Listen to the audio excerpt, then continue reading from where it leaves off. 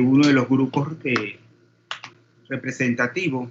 Acuérdense que los grupos representativos del grupo principal son los elementos del bloque S y del bloque P. Es decir, el grupo 1, el grupo 2, inclusive todavía hay estudiantes que utilizan números romanos y letras para referirse a los grupos de los elementos de la tabla periódica. Acuérdense que ya eso no se utiliza. Algunos libros que están desfasados siguen utilizando ese tipo de nomenclatura, pero ya eso cayó en desuso. Es, por ejemplo, que en química analítica se les dé la normalidad, o un profesor de química general le dé la normalidad. Eso ya pasó a la historia. Equivalentes gramos, eso no se utiliza. Ahora todo se da en base al concepto de mol. Entonces, acostúmbrense que los elementos, los grupos se nombran elementos del grupo 1 hasta el 18. Entonces ya ustedes saben que los elementos del bloque S son los elementos de los grupos 1 y 2. Luego los del bloque NS, NP, acuérdense que ya ahí el subnivel S está completamente lleno, porque se ha llenado en el grupo 2, y comienza a llenarse el subnivel P desde un electrón en el grupo 13 hasta 6 electrones en el grupo 18. Entonces esos son el resto de los elementos representativos o del grupo principal. El 13, 14, 15, 16, 17 y 18. Y luego los elementos del bloque D, que ya vamos a ver, eso lo vamos a estudiar el otro semestre, que no todos son elementos de transición. Esa diferencia la vamos a estudiar comenzando el otro semestre. Entonces son los elementos que van del grupo 3 al grupo 12. Y luego ya ustedes saben que los elementos que son los elementos de transición interna, que son la serie de los lantánidos y actínidos, que eso van en 2 filas en la parte inferior de la tabla periódica. Y claro, ahí no lo vamos a... aún así, claro, ahí se llena el subnivel F desde 1 hasta 14 electrones, pero por lo general ahí no hablamos de grupo. Entonces, todos están incluidos en un grupo. ¿Quién no está todavía organizado en un grupo de trabajo? Tienen que comenzar desde ahora a trabajar en esa presentación. Ningún trabajo escrito tienen que presentar. Ustedes tienen que hacer una presentación que ya les voy a enviar. Voy a trabajar en estos días que tenemos libre, los días patrios, voy a trabajar en la rúbrica. Fíjense que el foro en el cual participaron llevaba, o sea, una rúbrica, la evaluación. Entonces eso se le va a evaluar a través de una rúbrica que ustedes van a saber de antemano cuáles son los elementos que se le van a evaluar en esa presentación, hasta el tiempo. Y déjense de estar diciendo cosas que no tienen sentido, aprenderse cosas de memoria, cosas muy complejas, porque eso no tiene sentido. Porque luego le pregunto algo sobre el asunto y no me van a saber contestar. Busquen algo que ustedes comprendan, porque acuérdense que eso es abierto. Claro que ustedes tienen que demostrar que tienen que demostrar con su presentación que ustedes se han organizado, porque eso se va a evaluar, la organización como grupo de trabajo. Y luego en sí, la parte del contenido y del dominio que ustedes tengan del tema. Entonces, nada de hablar cosas tan, vamos a decir, cosas que no tienen que venir al caso. Céntrense en la química de esos elementos, ayúdense de las clases teóricas, de las clases que hemos dado, y traten de circunscribirse en eso. Y luego, claro que el tiempo tiene que ser breves, precisos, concisos, nada de irse y luego nadie lo hace aterrizar, no, porque el tiempo y que luego diga, ay, profesor, es que yo me preparé y usted me cortó. No, porque acuérdense que lo que tiempo es lo que no nos sobra. Y ustedes tienen que ahí demostrar en pocas palabras que han hecho el trabajo, se han esmerado y han trabajado. Una cosa que me llena de curiosidad es que le estaban preguntando a la profesora Magali Clark por bibliografía.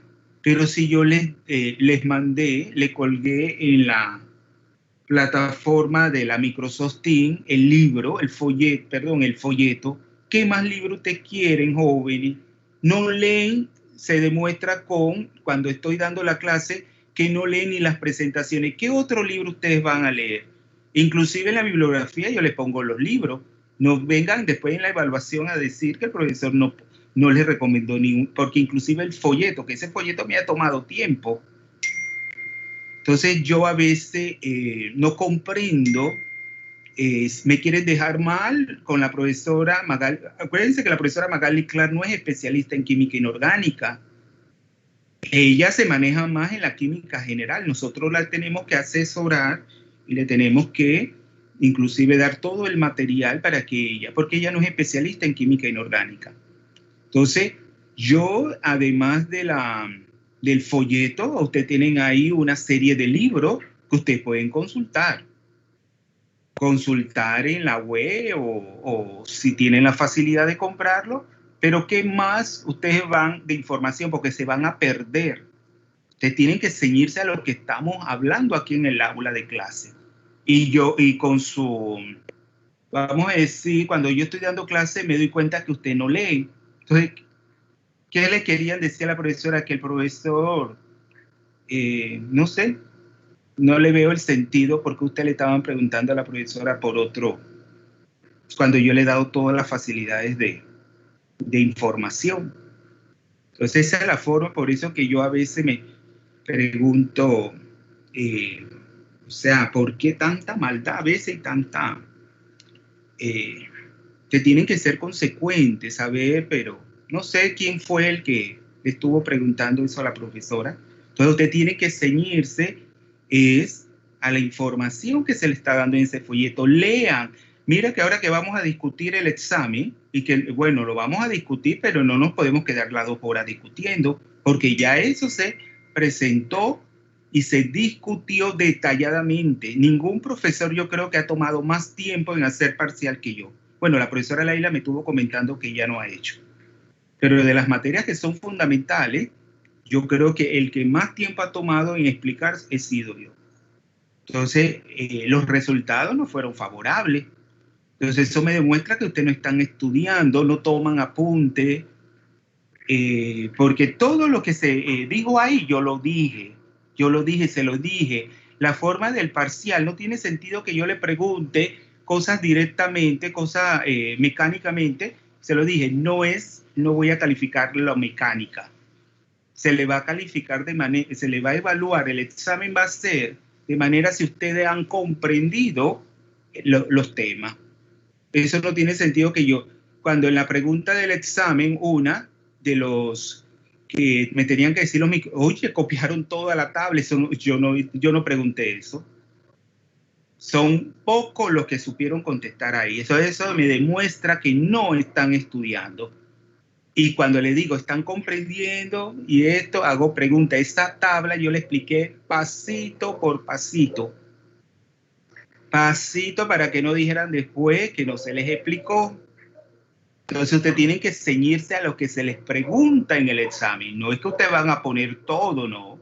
Porque ahí ustedes no están discriminando nada, ninguna respuesta. Te están poniendo ahí todo. Inclusive acuérdense que los exámenes, y eso yo no lo hago, pero en lo que se pone de más, eso baja punto. Si ha puesto lo que se le pregunta, pero ha puesto de más, eso le va diferenciando. Bueno, vamos allá a pasar lista, que ya es la hora. Entonces, los que no se han organizado, miren que es el tercer parcial. Desde el primer día de clase se lo dije. Nadie me preguntaba nada si no soy yo el que digo no tienen iniciativa de decir, profesor, mira, ya formamos el grupo, ya estamos trabajando. Porque imagínense, pueden ahora en estos días libres buscar la información, hacer reuniones a través de Zoom, y esto para que vayan organizando y hagan un buen trabajo. Acuérdense que eso no es que cualquier cosa se le va a aceptar. Tiene que ser un trabajo que evidencie que hayan trabajado de manera colaborativa entre todos los integrantes del grupo y que hayan sabido alcanzar el objetivo. Vamos a pasar lista. Acre Dairé. Presente, profesor. Bien. Ni soy Santa Claus. Los estudiantes que saben que no han entregado, acuérdense que los parciales van junto con los trabajos. Por eso que si han salido mal en este primer parcial, no se preocupen tanto porque si han entregado sus trabajos, eso le equilibra, porque eso suma a ese porcentaje. Pero también falta otro parcial que tienen que estudiar porque también suma ahí en ese 20%. Pero no se llamen a engaño. Si ustedes no han cumplido ustedes con el curso, no me echen la culpa a mí. Ustedes no han cumplido con el curso y bueno, si han tenido problemas también, eso no lo niego. En muchos hogares hay problemas, pero claro, ¿qué uno hace? Mejor, es decir, profesor, déjeme sin nota, me voy a retirar y yo no pongo F. Porque si van hasta el final, entonces eso va a ser una F. Porque yo no puedo hacer magia, ni soy Santa Claus. No regalo nada, yo ayudo, pero no regalo. Porque luego ustedes mismos se encargan de hablar muy mal de mí. Así que no soy ni Santa Claus, ni soy mago para inventar nota. Vamos a seguir con la Aguilar para la clase. Montenegro Joel llegó. Montenegro Joel. Ya. Vamos entonces a empezar la clase con la discusión del examen. Acuérdense que el material del primer parcial viene en el semestral y claro, ustedes saben que todo está interrelacionado en la química, así que eso es material para el semestral y que está, como estamos viendo con las teorías de enlace químico, se ven muchos conceptos de la mecánica cuántica. Entonces vamos a compartir la pantalla y vamos aquí al examen. Puede ser que no, aquí estamos. Vamos al primero. Acuérdense que ¿están viendo la pantalla, jóvenes? No, profesor. ¿No están viendo? No. Vamos entonces a ver si la activé. A ver. No, parece que no. Sí, sí. Aquí, a ver. Vamos a esperar porque a ver, acuérdense que a veces, ahora mismo, está activada. Ya la activé. Sí, profesor. ¿La ven? Sí. Sí, vamos entonces a comenzar con el... Así es como usted lee. Bueno, no le aparece así. Le aparece porque aquí ya está lo que es correcto y eso. Y yo creo, pero vamos a ver. Dice, esta pregunta estaba muy relacionada con una pregunta de desarrollo. Acuérdense que a todos no le aparecían las preguntas en el mismo orden. Entonces, esto aparecían de manera aleatoria, ¿verdad? Al azar. Así que no se preocupen, son 24 preguntas y todas vamos a discutirlas. Esta pregunta es muy importante porque esta pregunta, que es una selección múltiple, o sea, escoger la respuesta correcta, verdadero o falso, estaba relacionada con una pregunta de desarrollo donde les preguntaban los microestados, ¿verdad? Los microestados con un determinado valor de M sub L y M sub S y también el término espectroscópico. Así que dice, la pregunta decía, ¿un microestado debe satisfacer tanto M sub L como M sub S? ¿Verdadero? No es así, porque acuérdense que ese M sub L, ¿cómo se obtiene? Para ver si alguien me lo explica rapidito, ¿cómo se obtiene ese M sub L? En el caso de los orbitales D, ¿cómo se obtiene ese M sub L? ¿Y cómo se obtiene el M sub S? ¿De dónde sale ese M sub L y M sub S? Del L, ¿verdad? De la L mayúscula y de la S mayúscula, o sea, del momento angular orbital total y del momento angular de spin total. Entonces, claro, si L vale 4, M sub L va desde más 4 a menos 4 pasando por 0.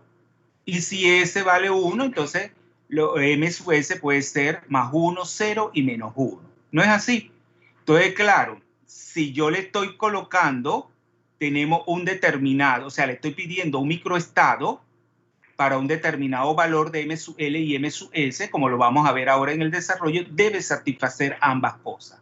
Entonces eso lo vamos a ver con la pregunta de desarrollo. Acuérdense que esto no es memoria, que ustedes tenían que poner todo, imagínense el tiempo que perdieron en eso. Eran 2 microestados que tenían que escribir y un único término espectroscópico, porque acuérdense que los términos espectroscópicos, ¿cómo se escriben? Alguien que me explique. Jóvenes, ¿por qué les cuesta tanto la inorgánica? Si ya eso lo hemos hablado, tienen que, si a ustedes se le hace muy difícil la inorgánica, ¿ya? Ustedes tienen que leer el folleto y también las diapositivas, y ustedes van a ver de tanto, no es lo contrario, que si no comprende yo voy a guardar todo y no, es todo lo contrario. Ustedes tienen que poner más empeño en esta materia que le cuesta más. Entonces ustedes tienen que empeñarse más en lograr el aprendizaje. ¿No es así? Entonces el término, una cosa es un microestado y otra cosa es el término espectroscópico. Cuando se le pide el término espectroscópico, ¿qué ustedes tienen que obtener? Los valores de L, si es 0, Claro, 1, 2, 3, 4. el L total, ¿no es así? Y ese L total, ¿cómo lo denoto en ese término espectroscópico? ¿Cómo lo denoto? ¿Cómo denoto el término espectroscópico a través de ese L total? Con letras, con las letras S, P, D.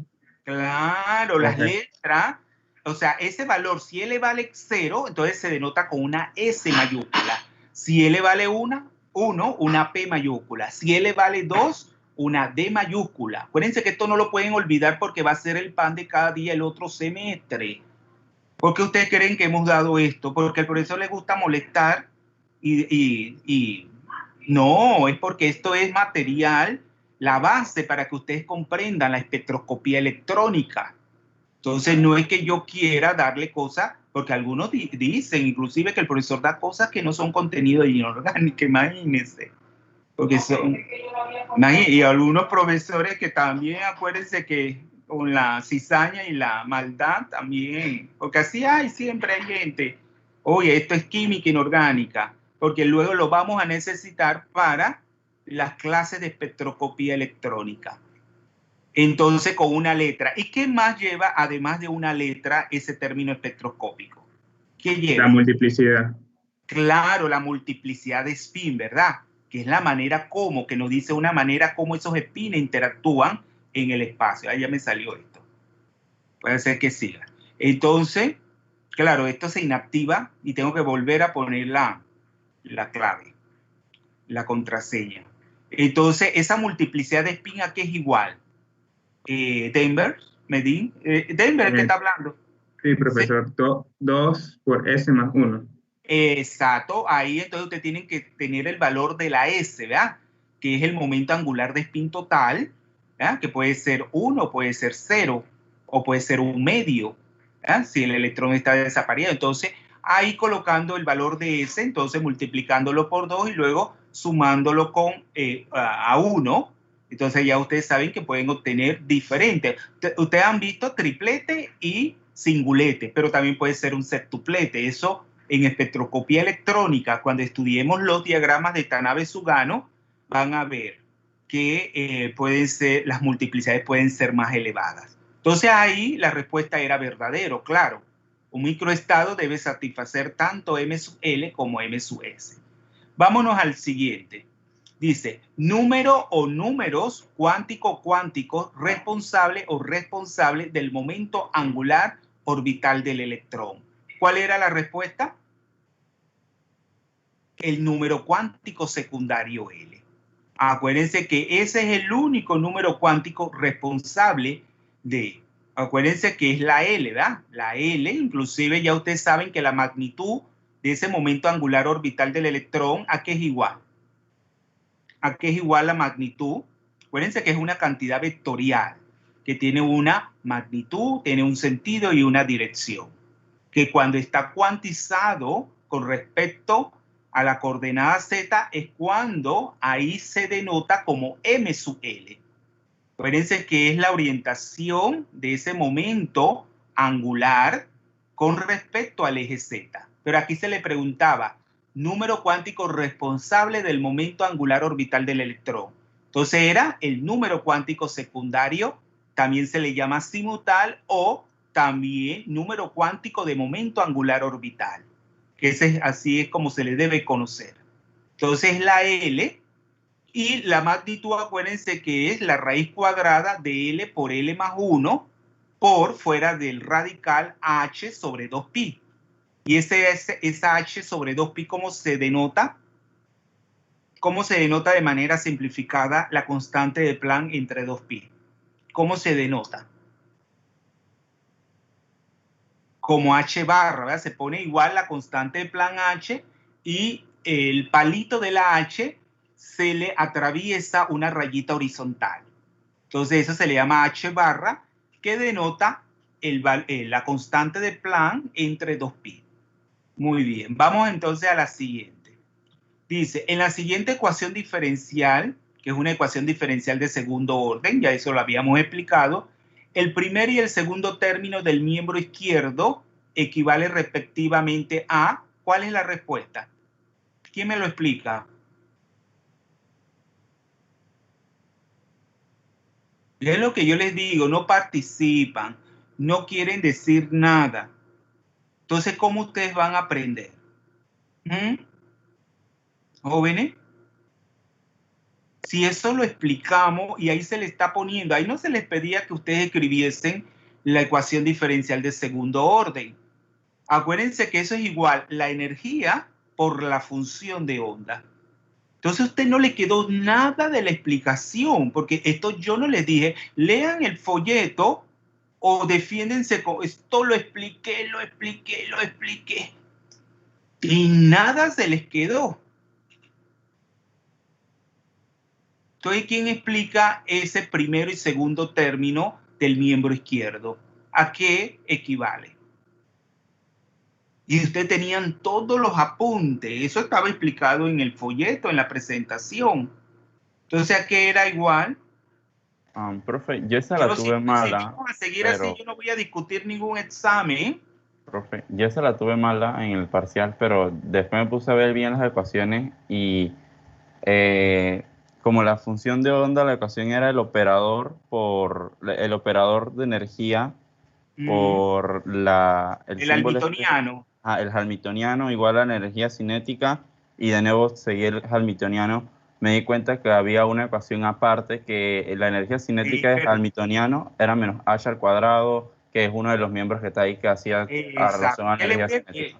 Guevara, porque acuérdense que eso fuimos por parte. Primero estudiamos el problema de una partícula en un espacio unidimensional, ¿se acuerda? Luego eso se fue a un espacio tridimensional y finalmente se pasó a lo que es el átomo.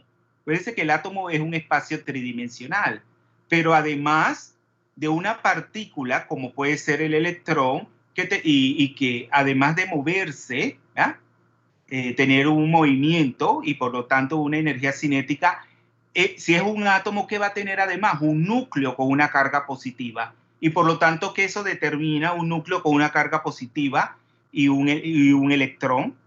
En el caso más carga nuclear, energía potencial, pues. La energía potencial, pero lo vimos por parte lo fuimos viendo. Entonces, claro, si ustedes hubiesen leído la presentación y el folleto, es una lástima que a ninguno de ustedes le guste esta parte de la química. Porque inclusive, mira, tenemos una política en Alemania, Angela Merkel, ella es doctora en química cuántica. Y mire, es política, cosa inusual, porque ya ustedes saben cómo son los políticos, pero una mente tan brillante como Angela Merkel es política, pero usted nunca la ha visto en escándalo a esa señora, nunca la ha visto golpear a alguien, nunca la ha visto en un escándalo de malas palabras. Es tan elegante, inclusive cuando ella le va a dar la mano a otra persona, no se la da, la rechaza. Pero imagínense, una mujer tan educada, Porque acuérdense que esto es lo que tienen las ciencias, que son de gran, o sea, que nos ayudan a pensar. Cuando una persona, son las más sencillas del mundo, con esas mentes brillantes. Cambia una persona que a veces nada y son arrogantes, malcriadas, mal habladas. En cambio, cuando una persona es estudiada y con estas ciencias que son tan complejas, son las personas más humildes y más pacíficas, ¿verdad? Pacíficas y todo. Porque inclusive con los problemas que ha tenido Alemania, toda Europa con la inmigración, ella ha hablado a favor de los inmigrantes. Entonces, ahí, ¿cuál era la respuesta? ¿Alguien que la explique ahora? Con lo que ha dicho ya Guevara y con lo que ha dicho Denver. ¿Cuál era la respuesta? Otra persona, no importa si ahí está la respuesta, pero quiero que hablen.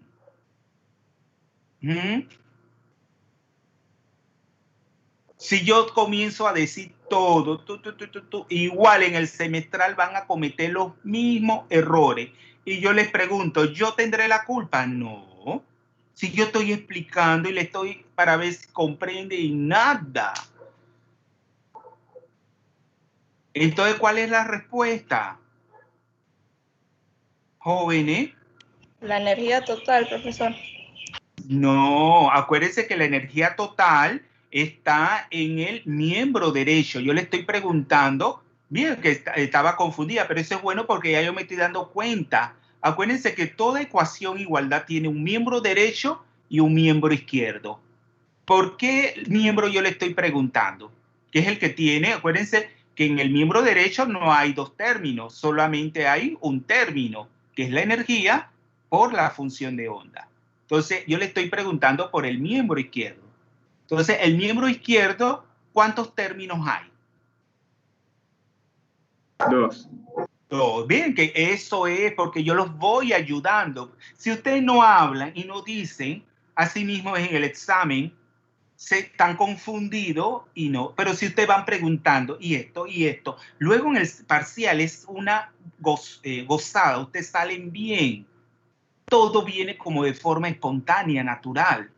Pero si usted es tan reacio al estudio, al aprendizaje, téngalo por seguro que las dudas que tenga las van a enfrentar en el mismo examen, cuando eso ya sería catastrófico, porque las notas son las notas. Entonces serían dos términos, ¿verdad? Porque esos dos términos están separados por el signo de menos, ¿verdad? Porque ese signo de más y más que tenemos, claro, ese es del primer miembro, de desglosar en 3 dimensiones el primer miembro. Entonces, el primero de esos miembros, ¿qué denota? El operador de energía cinética. Exacto, que acuérdense que los operadores tienen una forma matemática y ahí ese operador involucra la segunda derivada, ¿verdad? La segunda diferencial o derivada de la función de onda con respecto a cada una de las coordenadas cartesianas, la X, la Y y la Z. ¿Y el segundo término cuál es? Operador de energía potencial. Claro, que es un operador de energía potencial, mira, que no involucra, ahí solamente es el producto, ¿verdad? De la carga del núcleo por la carga del electrón. Acuérdense que la carga del núcleo y del electrón son iguales, por eso que es E al cuadrado. Pero claro, Z denota el número de esas cargas positivas, que son los protones. Y ya ustedes saben, las otras son constantes.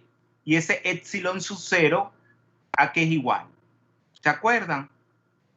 Era la constante de permeabilidad en el vacío, pero no recuerdo el valor, era 8, Claro, tiene que aprender de memoria, pero ¿cuáles son sus unidades de medida? La más común, porque acuérdense que puede darse en muchas unidades de medida. Fermio sobre metro. Claro, y ahí tenemos la unidad de medida del fermio, en honor al químico, al físico, perdón, él no era químico, físico italiano Enrico Fermi. Acuérdense que aquí hay un colegio, el Instituto Italiano Enrico Fermi, lleva el nombre en honor a ese químico italiano. Entonces, era una mente brillantísima al nivel de Albert Einstein. Lo único que Einstein fue mucho más popular. Pero el fermio, acuérdense que todas esas son magnitudes derivadas, unidades de medida derivadas. El fermio, a su vez, lo podemos dar en términos de así sucesivamente. Entonces vamos a la tercera. Dice, en la aproximación orbital para el tratamiento mecánico cuántico de los átomos polielectrónicos, seleccione una. ¿Ya? La función angular sufre cambios. Ninguna de las otras respuestas es correcta. La función radial permanece inalterada y en la función de onda radial Z es reemplazada por la Z efectiva. O sea, la carga nuclear es reemplazada por la carga nuclear efectiva. ¿Cuál era la respuesta? La última, la función Z es reemplazada por Z efectiva. Claro, porque acuérdense que hay con todo eso del efecto de las interacciones interelectrónicas que se mide a través de una constante de apantallamiento, luego se le diferencia a lo que es el valor de Z y se encuentra la Z efectiva que va dentro de la función radial, ¿verdad? La función radial, porque el angular permanece constante, sin cambio. Por lo tanto, no podían escoger la función radial permanece inalterada, no.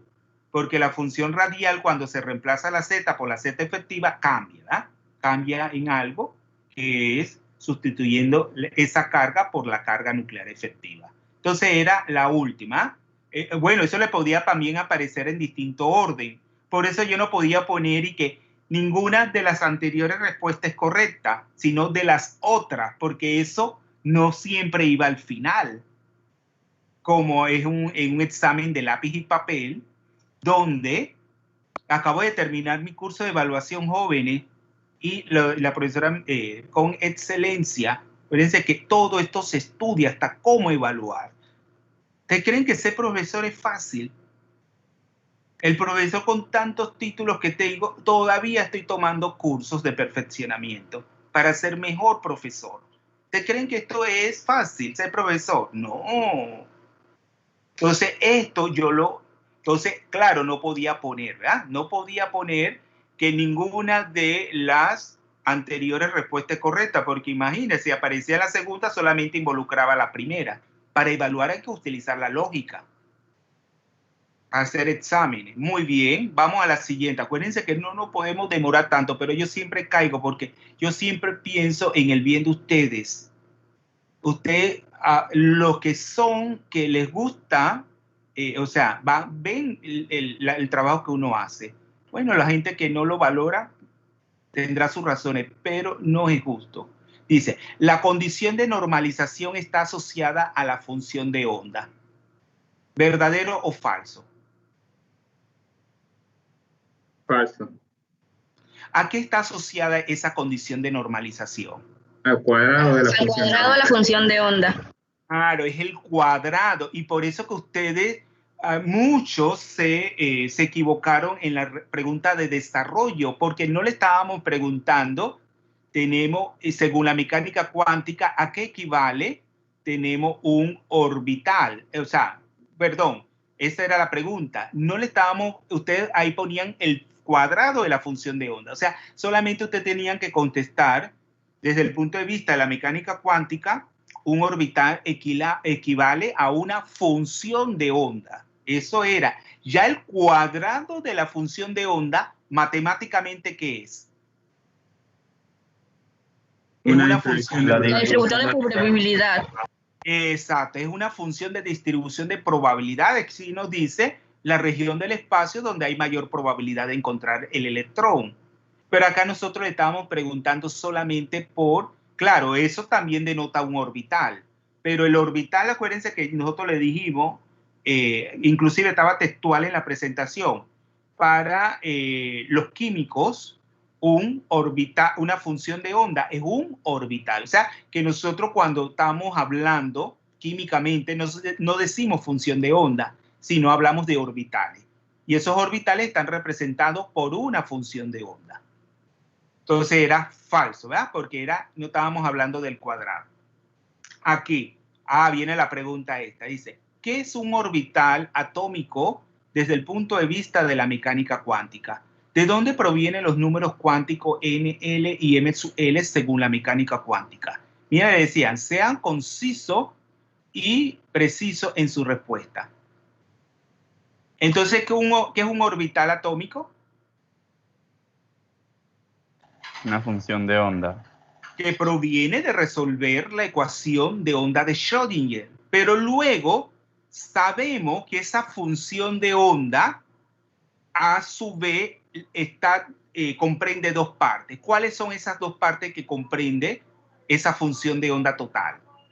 La parte radial y la angular. Del angular salen N, M y L y N sale de la parte radial. Exacto, eso es lo que le faltó a mucho. Entonces, la parte radial, entonces, está en función, de ahí entonces proviene N y L. O sea, está dada en términos de N y L. O sea, claro que ya dijimos que el orbital, desde el punto de vista de la mecánica cuántica, es una función de onda. Pero esa función de onda, que es una solución de la ecuación de Schrödinger, está en función de los números cuánticos. Entonces, la función de onda radial, entonces, está en función de N y L. Es ahí donde proviene los números cuánticos N y L. Y luego también tenemos la función de onda angular, que también depende de L y además de M sub L. Eso es lo que tenían que poner. Tan sencillo como es. Vamos entonces a la siguiente. Vamos a esto. Mire ese gráfico que lo discutimos. Yo creo que fue Guevara que lo explicó, ¿se acuerdan? Vimos las irregularidades, porque dice, a continuación se le presenta la gráfica de variación de la primera energía de ionización de los elementos perteneciendo al segundo periodo. Podemos hacer las siguientes afirmaciones. La primera, porque ahí no hablamos de A, B, C, sino la primera. Acuérdense que le podía aparecer en muchos, o sea, en un orden distinto. Dice, las energías de ionización, vamos a analizar cada una para ver, ¿verdad? Dice, las energías de ionización en términos generales se incrementan a medida que me desplazo hacia la derecha en un periodo por la reducción de la carga nuclear efectiva. ¿Podría ser esa? ¿Por qué se incrementan esas energías de ionización en términos generales? Porque ya vemos que hay irregularidades a medida que me desplazo hacia la derecha en un periodo. Es por el aumento de la carga nuclear efectiva. Claro, no, entonces esa era la correcta, ¿verdad? Dice, la segunda, la primera energía de ionización del berilio es mayor a la del boro, ¿verdad? Ya que el orbital 2s está más apantallado por los electrones en los orbitales más internos. Entonces, ¿eso era correcto? ¿Hasta dónde es correcto? ¿Hasta dónde es correcto? Hasta donde es mayor. Lo que pasa es que no está apantallado por un 2S, sino por un 2P. Entonces esa era la parte el 2P es el más apantallado, ¿no es así? El 2P está más apantallado. Por lo tanto, es el que siente menor la carga nuclear por parte del núcleo. ¿Ven? Por eso que la energía de ionización decrece en el boro, ¿va? Muy bien. Entonces esa no era la correcta tampoco. Vamos a la siguiente, la tercera. La primera energía de ionización del oxígeno es menor que la del nitrógeno, debido a que el incremento en la carga nuclear efectiva se compensa con una disminución de la repulsión interelectrónica. ¿Qué le parece esta? Es la correcta. Esa es la correcta. ¿Y quién habló y disculpe? Whitney. Whitney Kerigny. Vea, ya me aprendí su nombre. Kerigny Whitney. ¿Verdad? Kerigny. Dígame por qué. ¿Por qué esta es la correcta? Porque cuando uno va pues, aumentando en el grupo o pasando de un grupo a otro más alto. No, del periodo, acuérdese. Del periodo. Usted había mencionado sobre que se le está añadiendo un protón. Exacto. Entonces ahí la carga nuclear efectiva, porque el oxígeno viene después del nitrógeno, ¿ah? Pero claro, ese incremento se ve compensado, ¿verdad? O contrarrestado ¿con qué? Con la disminución, porque ¿qué pasa con el oxígeno al perder un electrón? Él tiene 4 electrones en un subnivel P, pero cuando él... regla de Hahn, profe. ¿Cómo? Se cumple la regla de Hahn. Claro, esa distribución electrónica que es relativamente estable, ¿ah? O sea, él queda con un electrón en cada uno de los orbitales P, y eso es relativamente estable. Entonces, eso es lo que le lleva, ese factor, lo que lleva a la disminución de la energía de ionización en el caso del oxígeno. Mira que en derecho inclusive se ve la figura de la compensación en el derecho civil, ¿verdad? Cuando usted tiene deudas. Entonces la compensación, hasta en el derecho encontramos las matemáticas. ¿Oyeron? Cuando usted hay una obligación, ¿verdad? Civil en términos monetarios, esa figura de la compensación existe. Entonces vamos a la siguiente. Ya no tiene sentido la siguiente porque, pero vamos a analizarla de todas maneras. Dice, la primera energía de ionización del litio y el sodio no favorecen una configuración electrónica de gas noble. ¿Eso es verdadero? ¿Eso es cierto? ¿Es verdadero? O sea, la primera energía de ionización del litio y el sodio no favorecen una configuración electrónica de gas noble.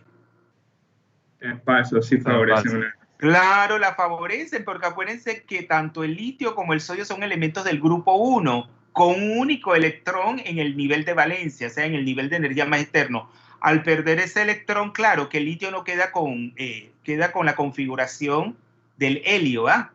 Del helio, pero en cambio el sodio o sea, no cumple lo que es el octeto que llegamos, el litio, porque el litio, su número atómico es 3. En el caso del sodio sí, ¿verdad? En el caso del sodio, a perder un electrón, queda con la regla del octeto, ¿verdad? Y queda con la configuración electrónica del neón. Pero ahí sí podemos hablar del octeto. Vamos a la siguiente. ¿Ven que no estaba difícil el examen? Vamos entonces a la siguiente. Dice, las sales de berilio y aluminio, esto que lo expliqué, que les dije, porque en esas reacciones de hidrólisis estaban confundidos y se lo expliqué que muchas veces, pero no comprendieron. Muy pocos también contestaron esta pregunta correctamente. Dice, las sales de berilio y aluminio presentan hidrólisis ácida en disolución acuosa. Ya yo le estaba diciendo que presentan ese tipo, es una reacción química. Ácida, ¿por qué? ¿Por qué se le llama hidrólisis ácida? Vamos primero al nombre.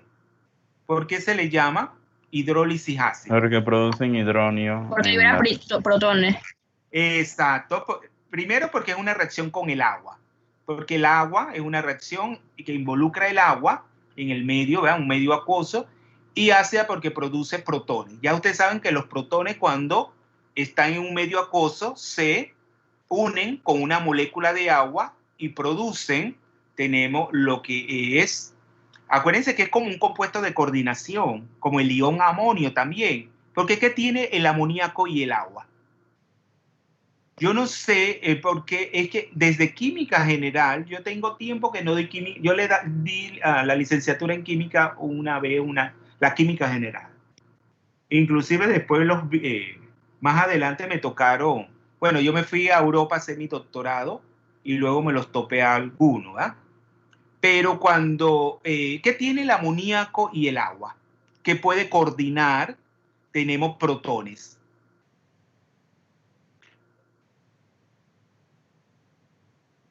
¿Qué es un protón? ¿Qué es un protón, jóvenes? Es una partícula subatómica, ¿no es así? ¿Por qué al hidrógeno con una carga positiva le decimos protón?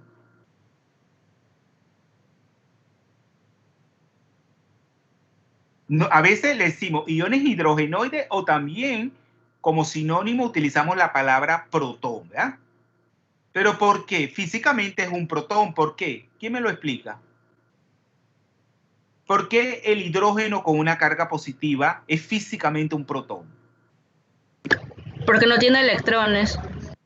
No tiene electrones. Si el átomo de hidrógeno, o sea, tiene un solo electrón, dado por su número atómico Z, que es 1, entonces él pierde ese electrón, entonces queda con 0 electrones. Pero además de eso, si su número másico es 1, entonces, ¿a qué es igual el número másico?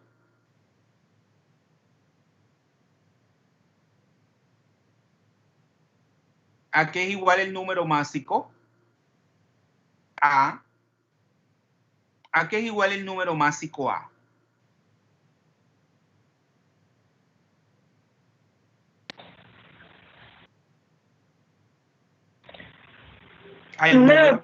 sustancias dentro del átomo que contribuyen a la masa, profe.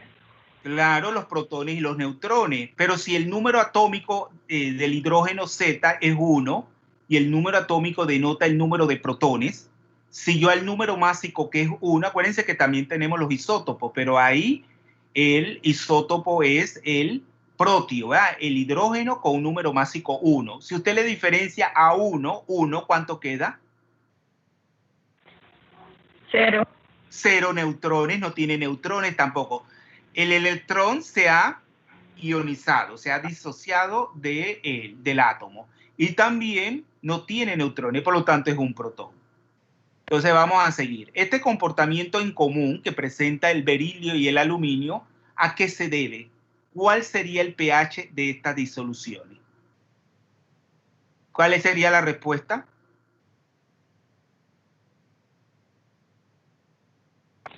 Relación diagonal pH menor a 7. Claro, porque sí, acuérdense que ya dijimos que la relación diagonal, ¿a qué se debe? ¿Qué es la relación diagonal y cuáles son los dos factores que en mayor medida determinan este componente para la comprensión de la tabla periódica? La electronegatividad y el poder polarizante, o sea, la relación masa-carga. Muy bien, excelente. ¿Quién habló? Marina. Marina, ay, Marina siempre me recuerdo también de usted. Marina Quiroz, ¿no? Sí, profe. Sí, siga así, tienen que seguir así, estudiar. Acuérdense que el estudio se premia, pero el no estudio no. Acuérdense que también todos no pueden ser mentes brillantes, pero lo que uno quiere al menos que aprueben.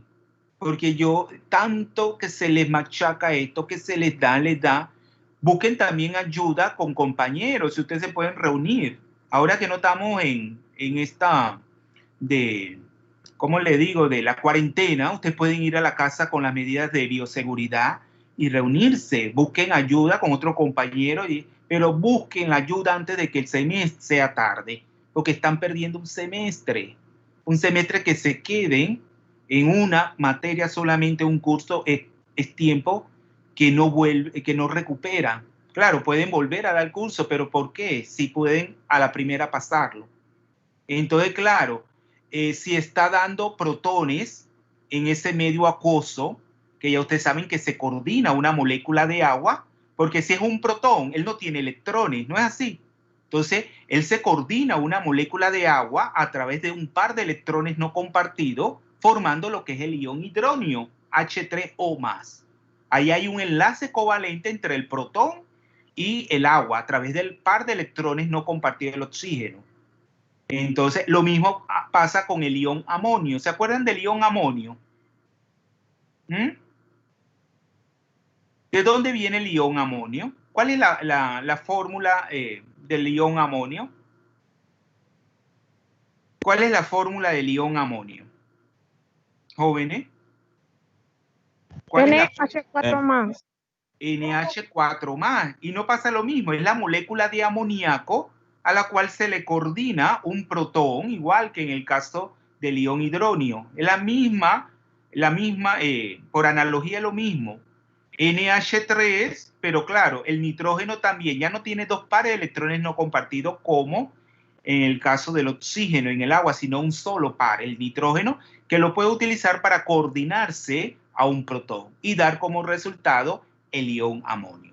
Entonces, ¿por qué el pH tiene que ser menor a 7? Como muy bien dijo Marina, ¿por qué el pH tiene que ser menor a 7? ¿Por qué el pH tiene que ser menor a 7?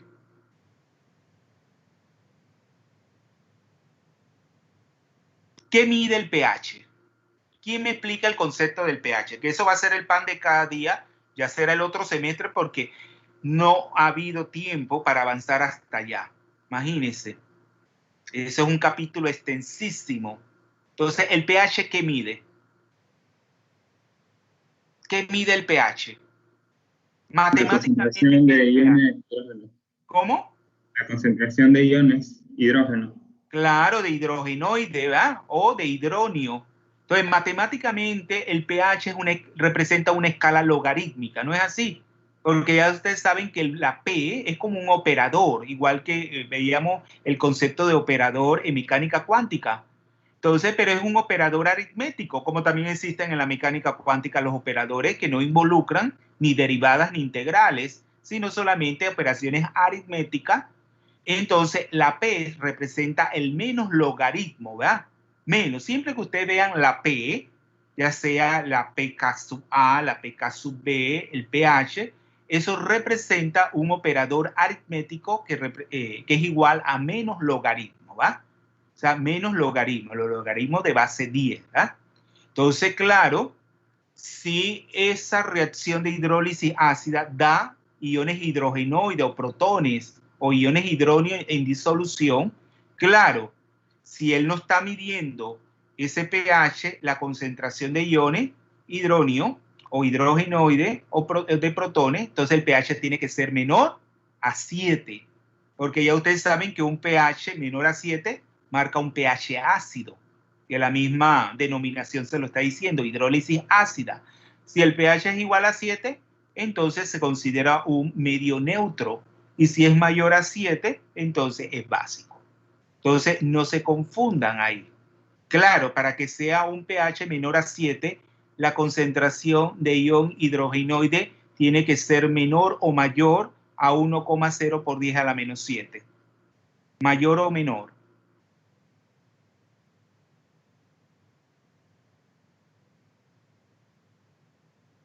Jóvenes,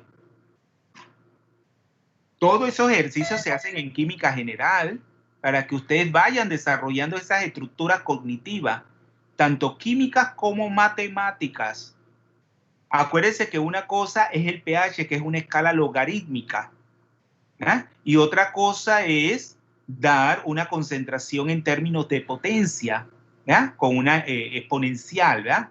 Entonces, si el pH es ácido, esa concentración de iones hidrogenoides o hidróneo o protones tiene que ser mayor o igual, perdón, mayor o menor a 1,0 por 10 a la menos 7. Menor. Mayor. Tiene que ser mayor, ¿verdad? Tiene que ser mayor. Hagan el ejercicio matemáticamente hablando, cojan su calculadora y van a encontrarle. Para que sea mayor, ¿cómo tiene que ser la potencia de base 10? ¿Mayor o menor a 7?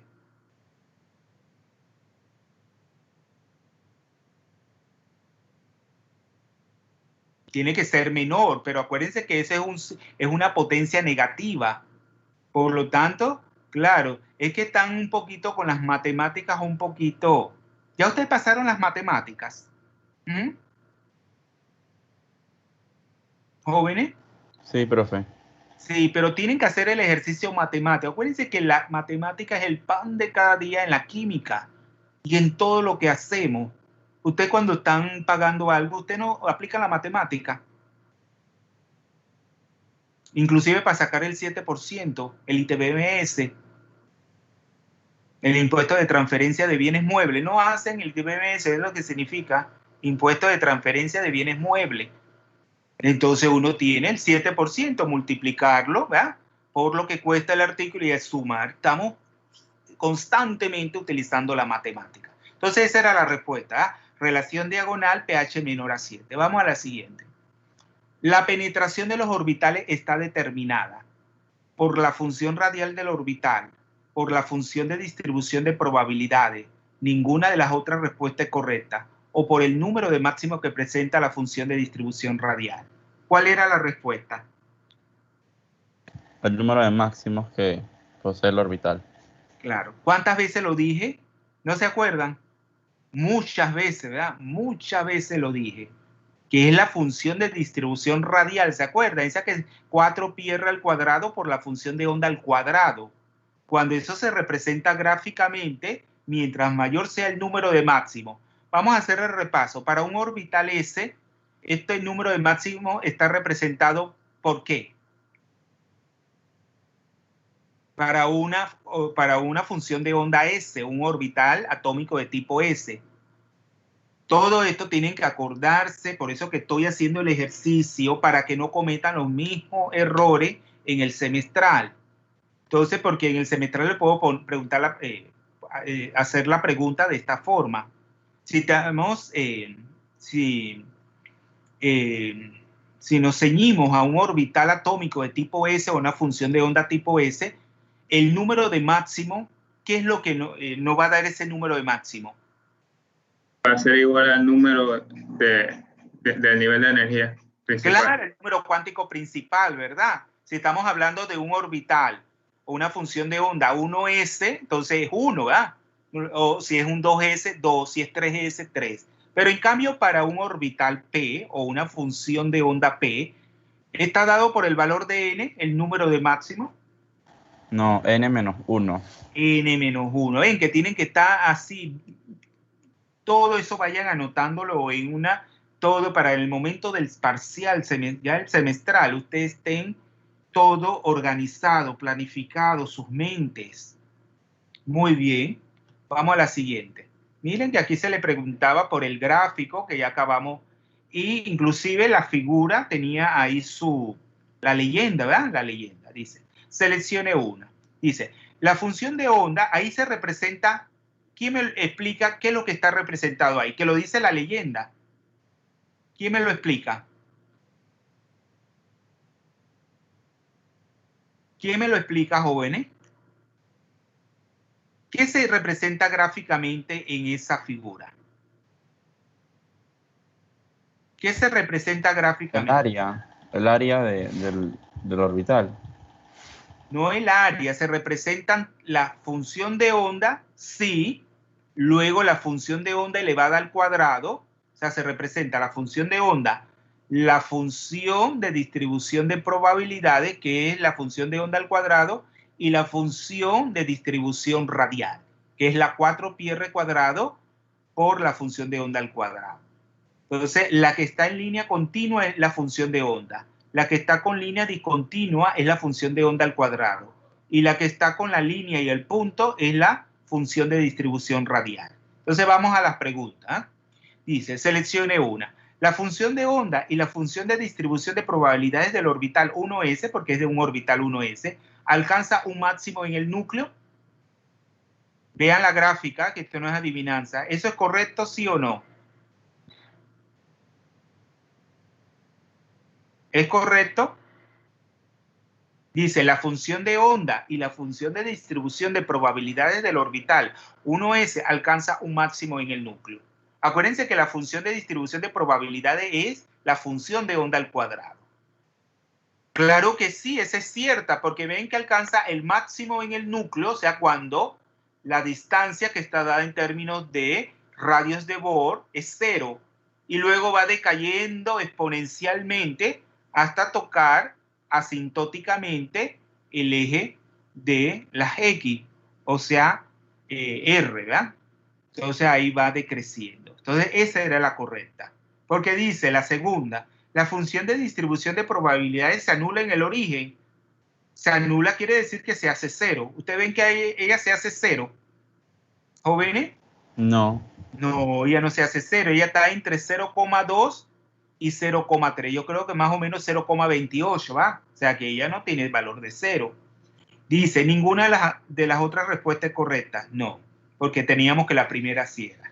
Y luego la última dice, la función de distribución de probabilidad radial alcanza un máximo a una distancia equivalente a 2 radios de Bohr. ¿Cuándo alcanza ello el máximo? Cuando vale un radio de Bohr, ahí mismo lo dice. Claro, solamente tenían que ser observadores, pero como, claro, para discernir que esa no era la respuesta correcta, porque no es a 2 radios de Bohr, sino a un solo radio de Bohr. Muy bien. Ven que no era difícil. Vamos a la siguiente. La siguiente. Mientras mayor multiplicidad de spin tiene un término espectroscópico, menor será su energía. ¿Verdadero o falso? Mientras mayor multiplicidad de spin tiene un término espectroscópico, menor será su energía. ¿Verdadero o falso?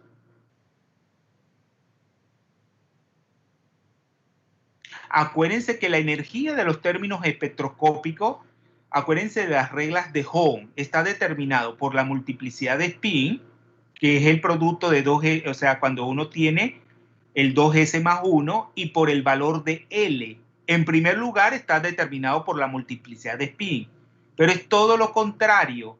Es lo que dice ahí, mientras mayor multiplicidad de spin tiene el término, menor será su energía. Y esto es bien importante porque en espectroscopía electrónica esto nos va a permitir determinar el término espectroscópico fundamental, el de menor energía, porque es a partir de ese término que se van a dar las transiciones electrónicas en los compuestos de coordinación. Ya si tienen dos términos, tienen la misma multiplicidad de spin, entonces, ¿cómo se determina el que tenga menor energía? ¿Alguien que me lo explique? Cuando ya tenemos dos términos espectroscópicos que tienen el mismo valor de la multiplicidad de spin, ¿cómo se obtiene entonces el que tenga menor energía? ¿Qué elemento, qué criterio yo utilizo? La J, profe. ¿Cómo? La La J. J. La foca. ¿Mm?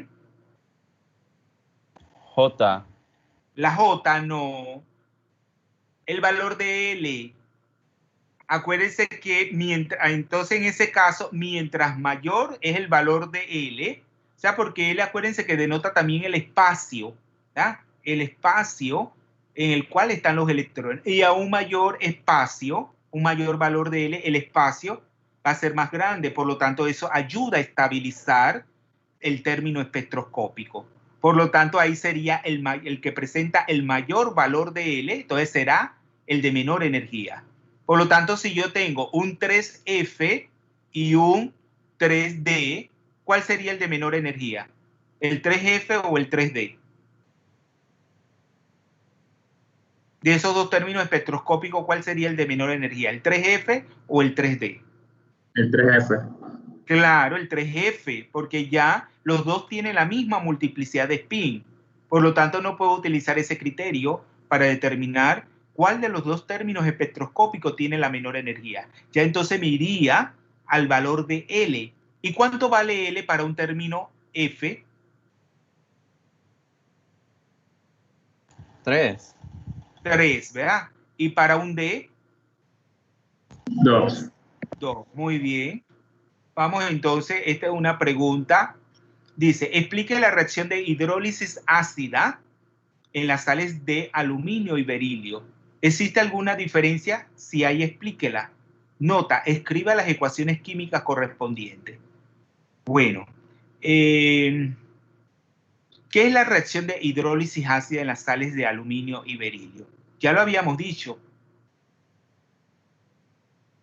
¿En qué consiste esta reacción?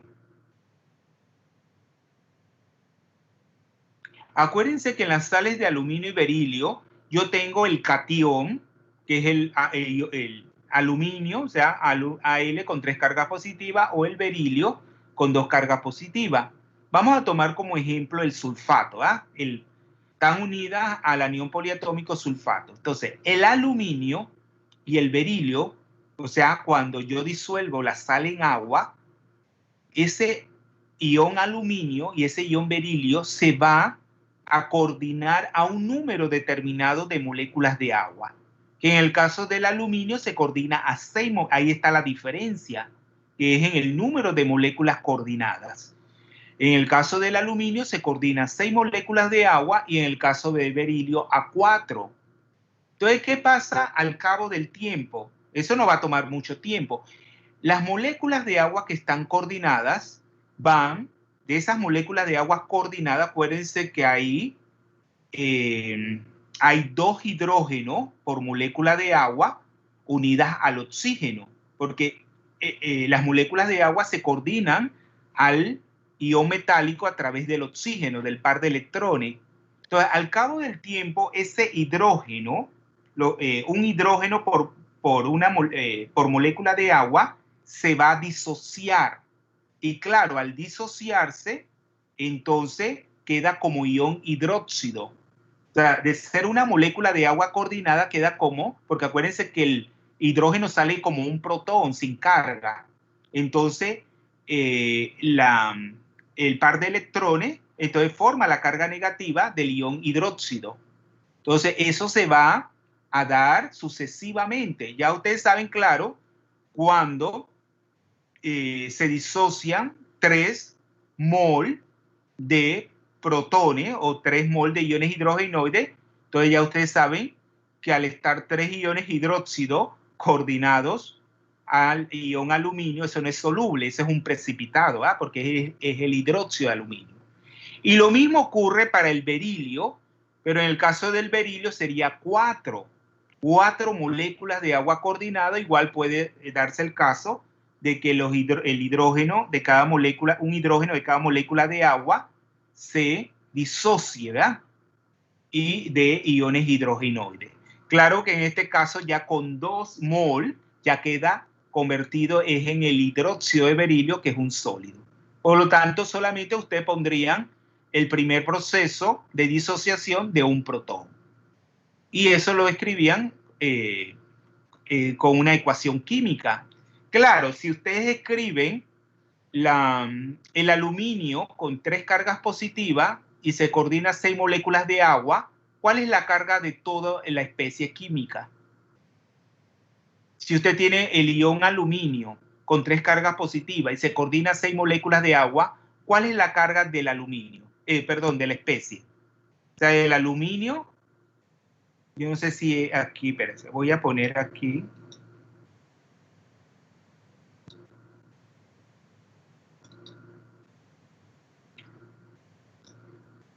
Vamos a ponerle, yo creo que ya lo... Miren. ¿Están viendo la pantalla? ¿Mm? Sí. Sí, ¿están viéndola? Mire, lo que pasa es que ya no me gusta cuando hacen esto porque ese copy-paste, no, yo quería que lo hicieran con... Mire, aquí ya saben, el aluminio, esto lo encerramos entre paréntesis cuadrado porque las moléculas de agua que se puede escribir como OH2. A veces se escribe así, no es ion hidróxido, porque como la molécula de agua se coordina a través del oxígeno, por eso y que, bueno, es el oxígeno que está unido al aluminio, se escribe de esa forma. Pero también ustedes lo pueden escribir como H2O, ¿verdad? Se coordina 6 moléculas de agua y claro, la carga sería 3 más, porque está determinada por la carga del aluminio. Porque ¿cómo son eléctricamente las moléculas de agua? ¿Cómo son? Las moléculas de agua neutras, no tienen carga. Por lo tanto, la carga 3 más está determinada por la carga del aluminio. Más agua, porque acuérdense que es un medio acuoso. O sea, químicamente hay 6 moléculas de agua, pero el medio es agua, acuoso. Entonces, ¿qué pasa? Sale un protón de una de las moléculas de agua coordinada, claro, y queda convertido en el ion hidróxido. Pero como el ion hidróxido tiene una carga negativa, ya aquí no va a ser 3 más. ¿Cuál sería el valor aquí? ¿Cuál sería el valor de ahora de la carga del producto cuando sale una molécula de agua? Cuando sale un protón y el agua queda convertido en un ion hidróxido. 2 más, profesor.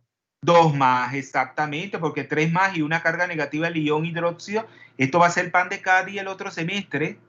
Y desde ahora, ustedes, ahora en las vacaciones de verano, estudien eso. Pónganse a estudiar compuestos de coordinación, porque les cuesta mucho esto, porque vamos a trabajar, es como si empezáramos de cero con la nomenclatura y formulación. Y claro, es 2 más el ion hidróneo, que es el protón, más la molécula de agua, porque el medio es acuoso. Y en el caso del berilio, es igual, pero claro, aquí hay un error, porque aquí el estudiante, o la estudiante puso 6, pero en realidad son 4. Son 4 moléculas de agua. Hay una diferencia en el número de moléculas coordinadas de agua. Y por lo tanto, ¿cuál sería la carga acá cuando pierde un protón? ¿Cuál sería la carga? 1 más, ¿verdad? Porque 2 más la del berilio y una carga negativa del ion hidróxido queda como 1 más. Muy bien.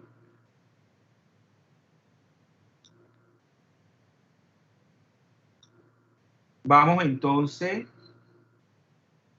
Ay, cerré. A ver, no. Yo creo que cerré. Esta es la presentación. Bueno, voy a tener que... Ah, no, está bien, está aquí.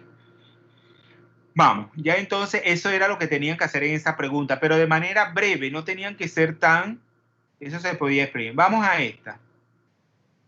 El acoplamiento LS es el acoplamiento órbita spin, ¿verdad? O spin órbita LS, que también recibe, ¿qué nombre recibe también ese acoplamiento LS? ¿Mm? El acoplamiento de Russell-Saunders, ¿se acuerda? El acoplamiento de Russell-Saunders. Dice, determina los términos espectroscópicos de los átomos pesados, ¿verdadero o falso? Falso. Falso, porque eso es para los elementos ligeros, átomos ligeros, los de la primera serie de transición. Para los de la segunda y tercera serie de transición, que son los más pesados, entonces se utiliza ¿qué tipo de acoplamiento? Ya no es el LS, sino que les dije que eso no... JJ. El JJ, ¿verdad? El JJ minúscula, porque se ven, son los J, la sumatoria de los J por cada uno de los electrones. Entonces es más complejo. Vamos al siguiente. La carga nuclear efectiva determina la energía de ionización a lo largo de un periodo. ¿Verdadero o falso? Verdadero. Verdadero, ¿va? Y ahí la carga nuclear efectiva determina la energía de ionización a lo largo de un periodo. ¿Y por qué yo la puse mal? A ver, la carga nuclear determina la energía de ionización a lo largo de un periodo. Ese es verdadero. Mira que si no, mira que ahí voy a tener que hacer la corrección para todo, ¿verdad? Entonces, ahí yo pensé haber puesto grupo, ¿verdad? A ver, grupo, y está bien, está correcta la respuesta. Entonces aquí tiene dos más, ¿verdad? Ya lo tengo presente para hacer la corrección. Entonces es verdadero, ¿no es así? ¿Alguna duda que tenga alguien? Todos pusieron verdadero. Yo había puesto verdadero y me quedé así porque no Claro, sé. ¿viste? Por eso que usted tiene que ser Yo también persona. puse verdadero. El profesor se puede equivocar. Entonces aquí, mire que yo pensé que había puesto grupo, ¿verdad? Mira cómo es la mente. Entonces eso es verdadero, eso está mal. Entonces tengo que hacer la corrección a todos los exámenes. ¿Clarito? Vamos entonces. El momento angular orbital y el momento angular de spin son cantidades que solo tienen magnitud. ¿Qué hemos dicho hasta el cansancio? Que Que son además de magnitud, vectores. claro, Tienen entonces esa dirección. sí es falsa, ¿va? Además de magnitud que tienen, si son vectores. Sentido y dirección. Claro, entonces era falsa. Muy bien, porque son cantidades vectoriales. La siguiente, para el tratamiento mecánico cuántico de los átomos polielectrónicos se sigue el método de la aproximación orbital. Verdadero. Verdadero, si eso lo dijimos, así se le llama, el método de la aproximación orbital para lograr una resolución, una solución aproximada a lo que es el problema cuántico, ¿va? Entonces se le llama así el método de la aproximación orbital. Vamos a la siguiente. Los siguientes aniones poliatómicos, y aquí, tan sencillo que era esto, ustedes tenían las estructuras de Luis, inclusive el que no sabía hacerla, y eso les digo desde ahora, que ahora en verano repasen lo que son las estructuras de Luis, porque esa la vamos a estar utilizando mucho en los siguientes capítulos. Y he notado que hay mucha deficiencia en este tema. Entonces, tienen que repasar este de las estructuras de Luis. No digan Lewis, es Luis. Entonces, los siguientes aniones poliatómicos, el anión carbonato y el anión fosfato, presentan enlaces pi en su... Eso lo estoy diciendo. Explicar en detalle, ¿qué es lo que preguntaba yo? Explicar en detalle la naturaleza del enlace pi en ambas estructuras.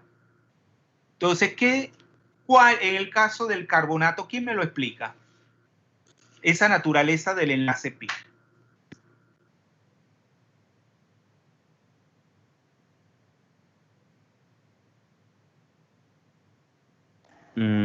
Como, bueno, yo lo que había colocado era que como el carbón y el oxígeno estaban en el segundo periodo, ambos grupos, Exacto.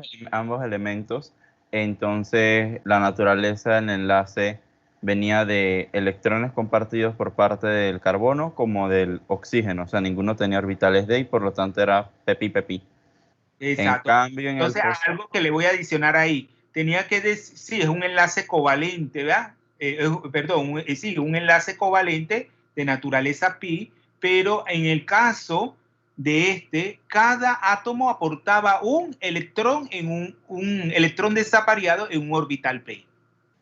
Que por la naturaleza, como se forma el enlace, que lo estamos viendo con la teoría de enlace, entonces es un enlace pi.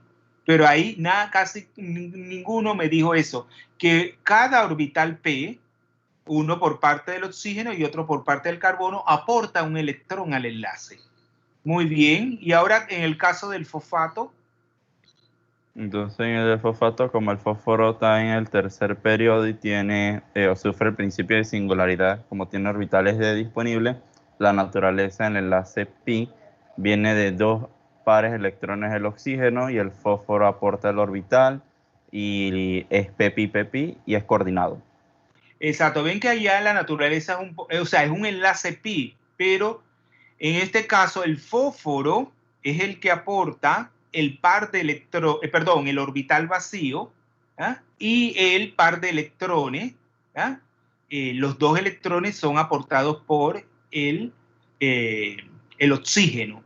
Miren que no es el átomo central, es el fósforo, y él es el que aporta el orbital vacío para formar el enlace pi con los dos electrones que aporta un orbital p del oxígeno. Muy poco también lo dijeron de esa forma, porque yo le estaba preguntando era que explicaran en detalle la naturaleza del enlace pi en ambas estructuras. Y si van a explicar la naturaleza, tenían que decir de dónde vienen los electrones. En el primer caso, ya sabemos que cada átomo aportaba a través de un orbital p un electrón. Pero en el segundo caso del anión fosfato, el par de electrones lo aporta el oxígeno en un orbital p. ¿Y qué hace el fósforo? Aportar el orbital vacío, es decir, el espacio, para formar el enlace. Muy bien. Vamos a la siguiente. Dice, el número cuántico secundario L está asociado a la orientación del momento angular con respecto al eje Z. ¿Verdadero o falso? ¿Verdadero o falso? Es falso porque está asociado a Z, X y Y. No solo a... No, está asociado es el número cuántico que está asociado a la orientación del momento angular con respecto al eje Z. ¿Cuál es? M sub L. El M sub L. Entonces, por eso que era falso. ¿Eh? Vamos a la siguiente. Esto es lo que le decía de que estaba relacionado con una pregunta del verdadero y falso, ¿va? Que el microestado debe satisfacer tanto el valor de M sub L como M sub S.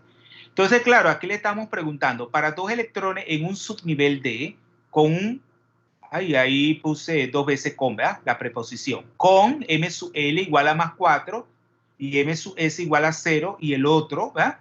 Con M sub L igual a menos 4 y M sub S igual a 0, derive los correspondientes microestados y términos espectroscópicos que satisfagan estas condiciones. Entonces, ahí ¿cuál sería la respuesta?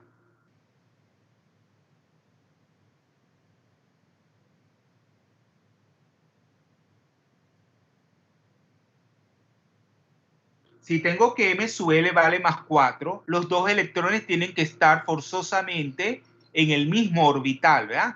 Con un valor de M sub L de más 2. Entonces, si ustedes suman más 2 es más 4. Entonces sería, el microestado sería más 2, pero claro, si están en el mismo orbital, ¿cómo tienen que ser sus espines? ¿Iguales o contrarios? Antiparalelo. Contrario, entonces claro, era más 2 elevado a la más y coma más 2 elevado a la menos. Es decir, uno tenía un spin de más 1/2 y el otro de menos 1/2. Entonces ese es el primer microestado, ¿verdad? Que satisface tanto M sub L como M sub S. Pero para el otro caso, ¿qué es lo único que tenían que cambiar? El signo del orbital. El signo del orbital ya no sería más 2, sino menos 2. Como también su m, su s es 0, claro que los espines tendrían que ser contrarios. Menos 2 elevado a la más, coma, menos 2 elevado a la menos. ¿Y cuál es el término espectroscópico que incluye esos dos microestados? Estamos hablando de un m sub L más 4 y un m sub L menos 4. ¿Cuál es el término? ¿Qué? La G de gato, porque ahí L vale 4, entonces sería la G. Pero si tenemos que los dos electrones están en el mismo orbital, ¿cuánto vale S? Para determinar la multiplicidad. La multiplicidad, ¿cuánto vale S para determinar la multiplicidad de spin? ¿Cuánto es el momento angular? Si usted suma más 1 y menos 1 medio, ¿cuánto es? 0, ¿va? Por lo tanto, si usted multiplica 2 por 0, es 0, más 1 es 1. Entonces es un singulete. Entonces la multiplicidad de spin es 1. O sea que el término espectroscópico sería la G de gato en mayúscula y el 1 como multiplicidad de spin, como un superíndice del lado izquierdo. Y ahí en ese término espectroscópico están incluidos los dos microestados, con esos valores de m sub L y m sub S. Entonces eso era la respuesta. Algunos lo hicieron, pero muy poco. Dice, ¿la función de onda es matemáticamente una función de distribución de probabilidades? Es falso. Claro, es la función de onda al cuadrado. Al cuadrado, muy bien. Dice, el estado de oxidación más estable del talio es, ¿y a qué se debe esto? ¿Cuál era la respuesta? ¿Cuál es el estado de oxidación más estable del talio? El más 1 y es al efecto del par inerte. Muy bien, explíqueme por qué. El efecto del par inerte consiste en que los elementos que se encuentran de los últimos dos periodos, creo que desde el 5, 6 y 7. En el periodo 5 y 6, los elementos del bloque P. Pero antes de ello, ¿qué elementos están involucrados? El indio, el talio y el... En ese mismo periodo, profe. Pero de la segunda y la tercera serie de transición, ¿verdad? Donde comenzamos a llenar ¿qué subniveles? El D. El D y el F. Y electrones en esos subniveles que determinan. El número de oxidación que puede tener el... No, determinan que un apantallamiento pronunciado o un pobre apantallamiento. No sé. Pobre apantallamiento. ¿Quién le ayuda? Apantallamiento pobre. ¿Cómo? Un apantallamiento pobre. Claro, un apantallamiento pobre. Por lo tanto, esos elementos van a sentir una mayor carga nuclear por parte del núcleo o una menor. Mayor.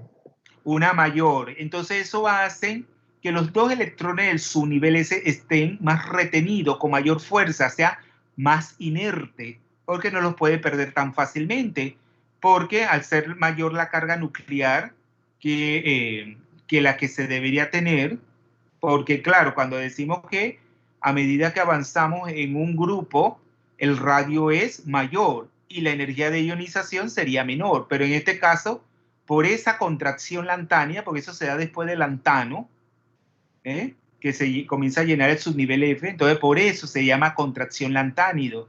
O sea que hay una reducción en el tamaño de los radios, una contracción, y por lo tanto las energías de ionización aumentan. Y por eso que es más difícil. Se puede conseguir, pero esas especies de talio 3 más sería termodinámicamente inestable. Eso lo vamos a estudiar el otro semestre. Era este semestre que lo teníamos que estudiar. Pero yo me quito el sombrero ante los profesores que terminan todos sus organigramas, porque a mí nunca lo he logrado, nunca. Yo no puedo, porque yo sufro cuando yo voy avanzando y no entiendes. Imagínense, por eso yo le decía, hay materias que tienen muchos fracasos en química, bioquímica, pero la inorgánica tendría igual o mayor fracaso si nosotros no fuéramos comprensivos como profesores. Porque yo no puedo ir con la carretilla y cuando voy a ver puro fracaso. Entonces eso no puede ser. Entonces por eso que voy lentamente, pero sé que muchos logran comprender lo que se quiere transmitir.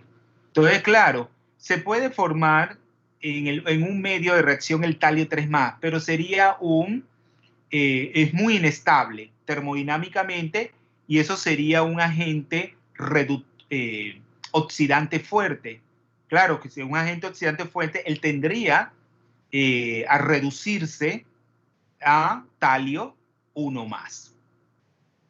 O sea, se forma el talio 3+, pero al ser muy inestable, él tiende a volver al talio 1+, que es la forma más estable termodinámica. Vamos a la siguiente. El número cuántico de spin S determina la magnitud del momento angular de spin. ¿Verdadero o falso? Acuérdense que con el spin tenemos dos números cuánticos asociados. El S, que no lo confundan con un orbital S, es el número cuántico de spin. Y el otro es el número cuántico magnético de spin, que es el M⁻S, que tiene que ver con la orientación del momento angular con respecto al eje Z. ¿Se acuerdan? Igual que la misma analogía de M⁻L con M⁻S. Entonces, ¿qué es? ¿Verdadero o falso? El número cuántico de spin S determina la magnitud del momento angular de spin. ¿Verdadero o falso? Acuérdense que habíamos dicho que L, el valor de L, que está asociado al momento angular orbital, entonces esa magnitud es igual a la raíz cuadrada de L por L+1 por H barra. Igual acá, la magnitud del momento angular de spin la está determinado por ese valor de S, que es algo, es una constante para todos los electrones.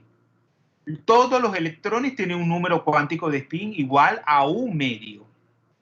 ¿En dónde se van a diferenciar los electrones?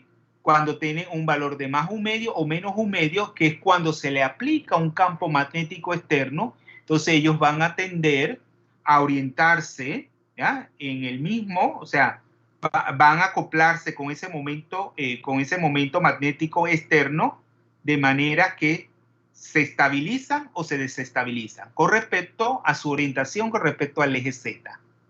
Pero en este caso es verdadero, porque es S, ¿verdad? Y ese vale 1/2. Entonces ustedes reemplazan en esa relación matemática 1/2 más 1, suman y luego lo multiplican con 1/2, luego sacan la raíz cuadrada y eso lo multiplican por H barra. Vamos a ver este sería un gráfico, ¿eh? Que también lo discutimos bastante.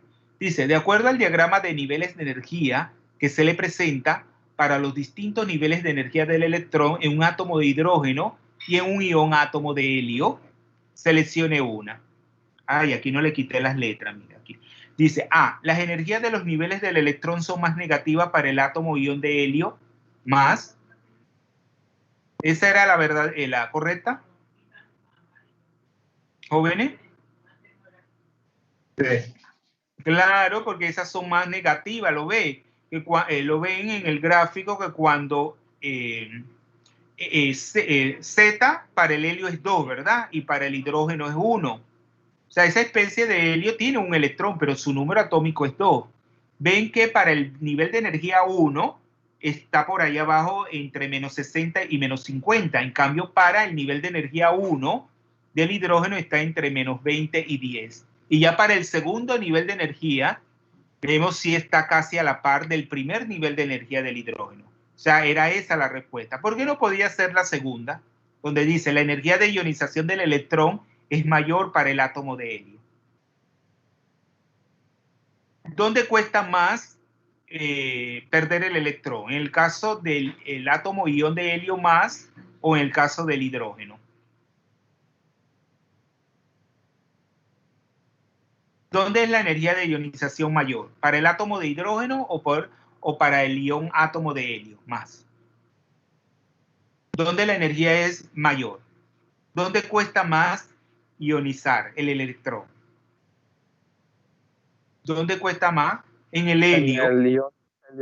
Por lo tanto, esa no era. La C, ninguna de las otras respuestas es correcta. Y la D, dice, las transiciones electrónicas de mayor energía para el hidrógeno. Miren que aquí yo no les puse, como tampoco le tienen mucha aversión a las matemáticas, no le puse ningún cálculo matemático. ¿Tenía cálculo matemático el examen? Les pregunto. No. Entonces, porque muchos cuando ven una matemática no les gusta. Dice, las transiciones electrónicas de mayor energía para el hidrógeno serían aquellas en las que el electrón decae de un nivel superior a un nivel de energía igual a 2. ¿Eso es correcto? ¿Eso es correcto? ¿Eso es correcto, jóvenes? Esas son las transiciones electrónicas de mayor energía para el hidrógeno, donde el electrón decae de 3 a 2, de 4 a 2, de 5 a 2, le pregunto. No es a 1. No, profe. No, esas son las menos, perdón, no es la de mayor energía. Las de menor energía, ¿cuáles serían? La de 1, ¿verdad? Cuando el electrón decae a un nivel de energía igual a 1, que caen dentro de lo que es el ultravioleta. Acuérdense que el espectro electromagnético tiene regiones. ¿Quién me explica esas regiones del espectro electromagnético? En orden creciente de energía o decreciente, como ustedes quieran. ¿Quién me explica esas jóvenes? ¿Quién me explica esas regiones del espectro electromagnético? Por ejemplo, aquí podemos tener el visible, ¿verdad? Que es lo que nosotros vemos con los ojos, el visible, por eso se llama visible. Vemos los colores, ¿verdad? El violeta, el azul, naranja, amarillo, rojo. Todos esos son colores del espectro visible, del espectro electromagnético. Bueno, por eso nosotros podemos ver, ¿verdad? Pero también tenemos lo que es la región del ultravioleta, que ese tipo de radiación no lo podemos ver. La región ultravioleta, ni tampoco las de la región del infrarrojo. Entonces, de esas tres regiones, ¿cuál es la más energética? ¿La ultravioleta, la visible o la infrarroja? Ultravioleta. La ultravioleta, ¿ah? Que es la que provienen de los rayos del sol, ¿verdad? Por eso que nos tenemos que proteger. ¿Por qué? ¿Qué causa los rayos ultravioletas que provienen del sol a nuestra piel? Quemaduras y cáncer. Claro, quemadura. Y cuando, acuérdense que la piel tiene memoria. Yo, por ejemplo, era muy blanco de niño y a mí era el color de la cara porque yo me quemaba, era de niño. Mi mamá es isleña, una isla del Pacífico, ¿verdad? Del Pacífico, del Golfo de Panamá, de la provincia de Panamá, igual que Taboga, no era Taboga. Y todos los veranos era tomar el sol todo el día sin protección. Y claro, yo estoy propenso a sufrir un cáncer, porque la piel tiene memoria. Entonces, porque es una radiación energética que nos daña las células de la piel, de la dermis, ¿verdad? Entonces, claro, por eso que nos tenemos que proteger. Y claro, con el problema de la capa de ozono, que a nivel estratosférico nos protege de esas radiaciones, las filtra, ¿eh? Pero a medida que esa capa de ozono, se lo van a estudiar con el profesor Aponte en química ambiental, ¿verdad? Te van a dar una química de ambiente, química ambiental, te van a estudiar todos esos fenómenos, todo lo que es la contaminación, todo lo que es el comportamiento de la capa de ozono. Pero luego tenemos la que sigue en orden de energía. ¿Cuál sería? La visible. La visible, muy bien. Luego sigue la visible. Imagínense, esa sí no nos perjudica desde el punto de vista porque es menos energética, es la que constantemente nosotros estamos interactuando con ella a nivel de nuestro medio, ¿verdad? De la biosfera. Y luego, ¿cuál es la otra? La que es de menos, inclusive la utilizan, vamos a decir, el ejército la utiliza para ver de noche, ¿verdad? A las personas. Infrarrojo. Infrarrojo, ¿no han escuchado eso? Los narcotraficantes cuando están de noche haciendo los desembarcos de la droga, muchas veces estos barcos, ¿verdad? Estas aeronaves o naves que están en el mar tienen utilizan la luz infrarroja para ver en la oscuridad. O sea, nos permite ver en la oscuridad, tenemos las personas. Entonces, esa es la menos energética. Ya ustedes saben que cuando la transición es a un nivel de energía, de un nivel superior a un nivel de energía 1, eso es el ultravioleta. ¿Y qué nombre recibe esa serie? Esa serie espectral, ¿qué nombre recibe? Lyman. La serie de Lyman, muy bien. Y cuando decae el electrón a un nivel de energía inferior o igual a 2, ¿cómo se llama esa serie? Balmer. Y luego tenemos las del infrarrojo, ¿verdad? Que tenemos cuando cae a un n igual a 3, ¿cuál sería? Paschen. Las de Paschen, ¿verdad?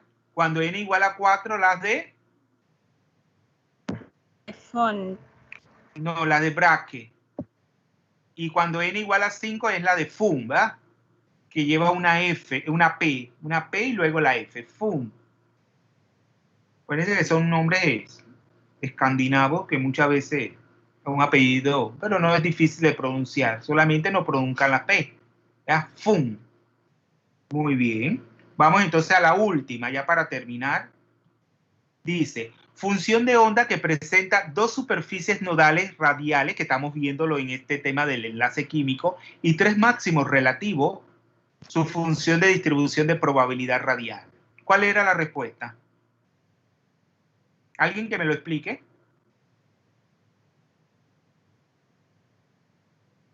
Dice, función de onda que presenta, u orbital atómico, es lo mismo, que presenta dos superficies nodales radiales y tres máximos relativos. Vemos su función de distribución de probabilidad radial. El 3S, porque los máximos son correspondientes al número cuántico n, que es 3 ahí.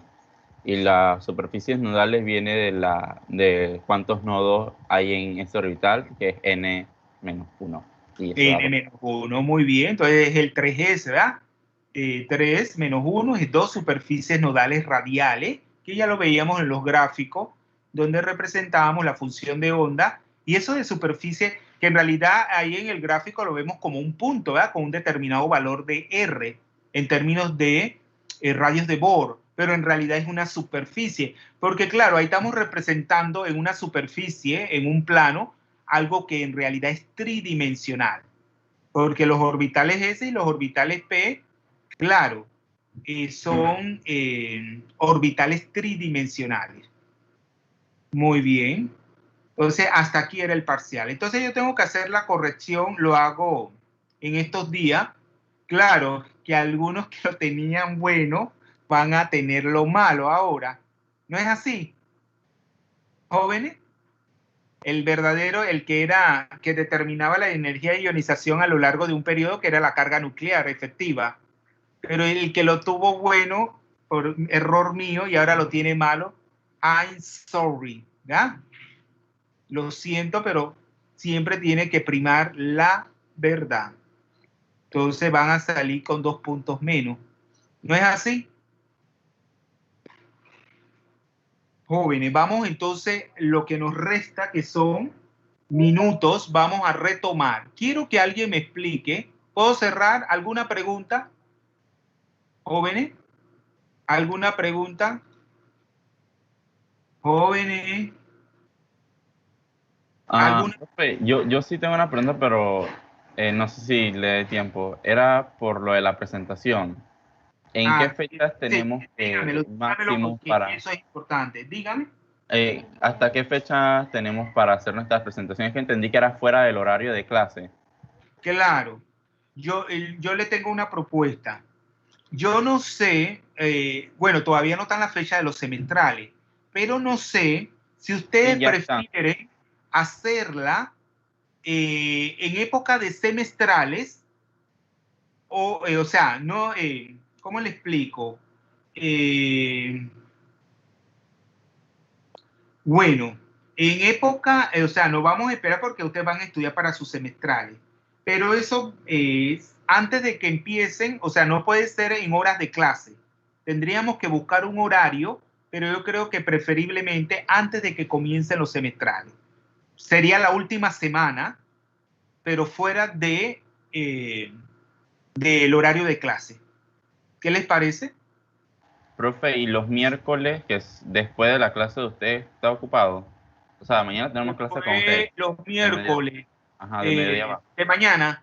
Ajá, mañana. No, no estoy ocupado, puede ser.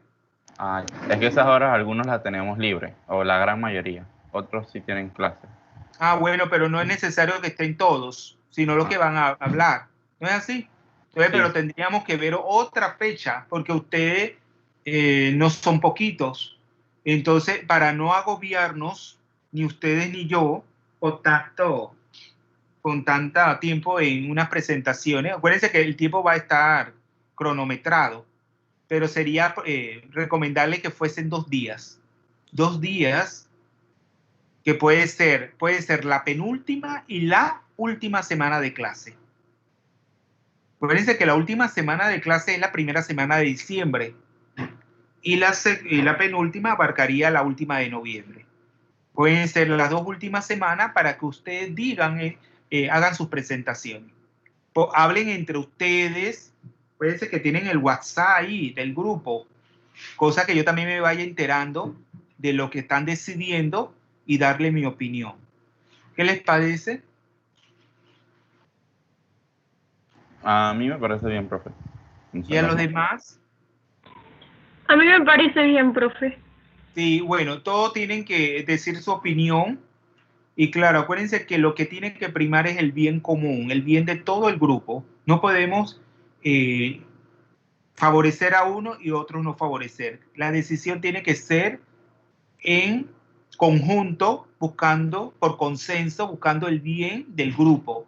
Acuérdense que esa presentación es importante porque, bueno, hay personas que se ponen nerviosas cuando hablan, pero yo tuve el caso de ya he tenido 2 casos donde los estudiantes les da un ataque de histeria, comienzan a llorar y comienzan a gritar.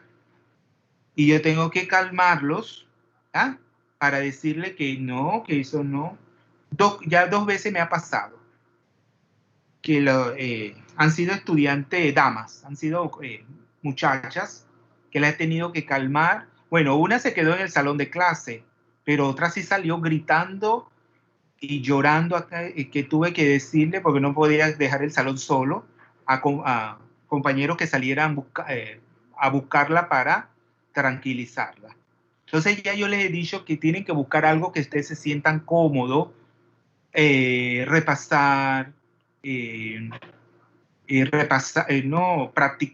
practicar antes de decirla. Reúnanse ustedes en el grupo, que sigan una secuencia. O sea, ustedes tienen que impresionarme para bien, no para mal. Impresionarme que ustedes que han trabajado en equipo, que lo han servido. No quiero nada de bochinche, decir, profesor, él no trabajó, que yo no sé qué, no, nada de eso.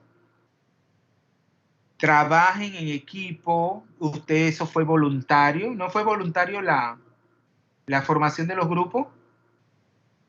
Les pregunto. Sí, profe. Sí, fue voluntario, yo no impuse ninguno y que va a trabajar por lo mismo. Entonces después no quiero que profesor, no. Trabajen en equipo de manera colaborativa para que alcancen el objetivo del trabajo, que es que usted le den valor a todo, ¿verdad? Evalúen todo lo aprendido. Acuérdense que lo vamos a evaluar con una rúbrica. Estos instrumentos de evaluación tienen la característica de evaluar el nivel cognitivo de mayor complejidad, que es el de evaluación. Evaluación no es solamente cuando uno evalúa sumativamente un contenido, sino es lo que todos los docentes queremos que ustedes lleguen, que ustedes evalúen su propio aprendizaje, que discriminen, que sepan cuándo ustedes van a aplicar todos estos conocimientos que van aprendiendo en todos los cursos de química. Entonces, cuando ustedes logran eso, ustedes han sido exitosos en su aprendizaje. y los profesores y nuestra enseñanza. Profe, otra pregunta, disculpe. ¿Las charlas no son en orden, tipo el primer grupo, segundo No, grupo? porque ¿Es eso voluntario? no, puede ser aleatorio, sí. No es que va primer grupo 1, no, porque cada uno tiene su química, su determinada química, no es que tiene que ser en un orden. Sí. Vamos ahora, para terminar el día de hoy, quiero que me hagan un resumen alguien de lo que abarcamos con cuando comenzamos la teoría de los orbitales moleculares y que hicimos utilizamos una serie de suposiciones, ¿verdad? Una serie de, aquí lo llamamos una serie de aproximaciones, ¿verdad? Quiero que alguien me lo hable de una manera espontánea para ver si han entendido este comienzo de la teoría de los orbitales moleculares. Alguien que me diga en qué se basa la teoría de los orbitales moleculares.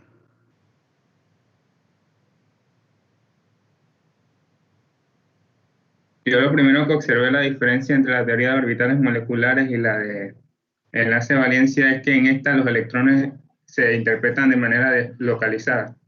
Muy bien, o sea que la teoría de los orbitales moleculares es un enfoque deslocalizado del enlace químico. Es decir, que los electrones no es que están, no visualizamos el enlace como un electrón unido a un determinado núcleo, sino a todos los núcleos que conforman la molécula. Para eso nosotros tenemos que plantearnos lo que nos dice, porque lo que nosotros queremos finalmente es saber cuál es la energía de los orbitales que ocupan los electrones en esta teoría de los orbitales moleculares. Por lo tanto, tenemos que aplicar el operador de energía, que es el hamiltoniano, a la función de onda, y esa función de onda va a contener toda la información sobre el enlace químico, ¿ya? O sea, cómo se da el enlace químico en las moléculas que vayamos a estudiar. Acuérdense que cada molécula representa un sistema químico. Entonces, cuando nosotros operamos sobre esa función de onda que tiene una determinada forma matemática que no nos interesa a nosotros vamos a determinar la energía y nuevamente vamos a tener la función de onda. Entonces, claro, ¿cuál es la primera aproximación que nosotros, porque es un problema muy complejo, porque si estamos hablando de toda la molécula tiene un número determinado de núcleos, de átomos, cada uno con su núcleo, y un número determinado de electrones que va a tener cada átomo. Entonces, ¿qué es un problema que se vuelve casi imposible de resolver desde el punto de vista analítico? Y por lo tanto, ¿cuál es la primera aproximación o suposición que nosotros vamos a hacer para resolver este problema del enlace químico a través del enfoque de la teoría de los orbitales moleculares? ¿Ustedes leyeron la diapositiva? La aproximación de Oppenheimer. Claro, la aproximación de Born-Oppenheimer, ¿verdad? De Oppenheimer. ¿Y qué nos dice Medin? Denner Medin, esa aproximación de Born-Oppenheimer. Ok, sabemos que los electrones van a depender de 3 coordenadas cada uno. En esta aproximación, lo que se dice es que el núcleo está fijo en un eje de coordenadas. Claro, no vamos a tener en cuenta los núcleos, ¿verdad? Porque ellos, al tener mayor masa, entonces ellos van a estar fijos en lo que es el origen de coordenadas. Acuérdense que los núcleos son los centros, ¿verdad? Los centros del átomo, entonces van a estar. Y por lo tanto, no tenemos que tomar en cuenta esas partículas en el problema mecánico cuántico. Muy bien. ¿Cuál sería la segunda? Tenemos aproximación que utiliza. La segunda es que la función de onda la función de onda total es el producto de la función de onda individual de cada electrón involucrado. Claro, o sea que la función de onda que denota el enlace, ¿verdad? O sea, la forma como se da, cómo esos electrones interactúan con cada uno de los núcleos que conforman la molécula, es igual al producto de un número determinado de funciones de onda monoelectrónica. Entonces, estas funciones de onda monoelectrónica que técnicamente, ¿qué nombre reciben cada una de estas funciones de onda monoelectrónica? Orbitales moleculares. Claro, son los orbitales moleculares. Entonces, claro, la tercera aproximación tiene que ver, claro, no sabemos nada de la forma matemática, la forma que tienen estas funciones de onda monoelectrónica, que son los orbitales moleculares. Por lo tanto, la tercera aproximación, ¿cuál sería?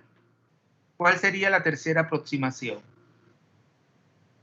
Tiene que ver con la combinación lineal de orbitales atómicos. Claro, esos orbitales moleculares se van a formar a partir de la combinación lineal de los orbitales atómicos, que ya también sabemos sus formas mecánicos cuánticos, porque no son más que las funciones de onda hidrogenoide, ¿verdad? O de Slater. ¿Se acuerdan que la modificamos con la carga nuclear efectiva? Ya sabemos esas funciones de onda, son bien conocidas. Entonces, esas funciones de onda, que también son funciones de onda monoelectrónica, se combinan linealmente en forma independiente una de otra para generar un número determinado de orbitales moleculares. Pero hay una cuarta suposición. ¿Y cuál es esa cuarta suposición? El significado físico es igual que en la función. No es el significado físico. Eso viene después, que es lo mismo que el significado físico de una función de onda. ¿Ah? Acá tenemos el de la función de onda que denota un orbital molecular. ¿Ah? La phi es un orbital molecular, pero la phi al cuadrado es la función de onda al cuadrado, que denota el orbital molecular, pero denota la región del espacio donde hay mayor probabilidad de encontrar el electrón. Por lo tanto, eso requiere de lo que es una condición. ¿Cómo se le llama esa condición? Que nos da una constante. Normalización. De normalización, ¿verdad? Luego vamos a ver el término ortonormal, que es importante en espectroscopía. Entonces, la cuarta suposición, ¿cuál es? Que los orbitales atómicos que nosotros vamos a considerar son ¿cuáles son? De todo el átomo. Los de valencia. Los de valencias. Esa es la cuarta aproximación, la cuarta suposición, que solamente vamos a utilizar los orbitales atómicos del nivel de valencia. Es decir, lo que se encuentra en el último nivel de energía. Muy bien. Vamos entonces a seguir. ¿Tenemos tiempo? ¿A qué hora? No, ya vamos a terminar. Ya mañana terminamos esta presentación y ya yo pensaba mañana, ¿vieron? Pero yo creo que no hemos perdido porque hemos ganado todo. Acuérdense que el problema de los grupos numerosos es que no es muy individualizada la enseñanza. Porque ya yo me he aprendido algunos nombres. Yo sé quién es Quiroz Marina. Yo sé quién es Cedeño Susan. Yo sé quién es Guevara. Yo sé quién es Acre Direct. Ella es calladita, pero ella va bastante bien. Ya yo sé. También Bernal María participa bastante. O sea, ustedes mismos se van dando a conocer, ¿verdad? Entonces, no les quede como experiencia que ustedes, a pesar de que es un examen, que ustedes tienen toda la información disponible, pero ustedes la tienen que tener aprendida, la tienen que tener digerida. Acuérdense el término educación. Se conforman de dos raíces griegas. Educare, que es nutrirse del conocimiento, pero está la otra, educere, que es cuando ustedes van a extraer de adentro hacia afuera. Luego que ustedes se han nutrido del conocimiento, ustedes tienen que dar de ustedes. Aplicando, comprendiendo, analizando, sintetizando, evaluando. Entonces es duchere, ¿verdad? Que ustedes van, la información salga de adentro hacia afuera. Entonces lo dejamos hasta aquí y mañana entonces continuamos. Vamos a entonces, ¿quiénes llegaron tarde? Misael Garcés, profesor. Sí, me dijo la joven que tenía problemas, pero que iba a llegar tarde. Bien. ¿Quién más? ¿Quién más? ¿Más nadie? Sí, ya eran esas las personas que faltaban. ¿Alguna pregunta? ¿Alguna pregunta, jóvenes? ¿Todo claro? ¿Samudio? ¿Samudio comprende todo? ¿Samudio está presente?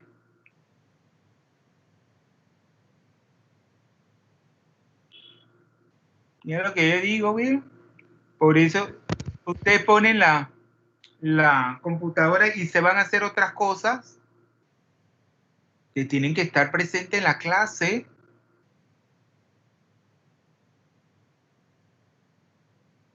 Sánchez Catley. Bernal María, ¿está clarita? Sí, profe, ya voy a la otra clase.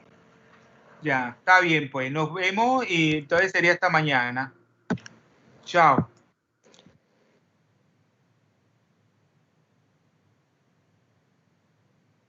Profesor.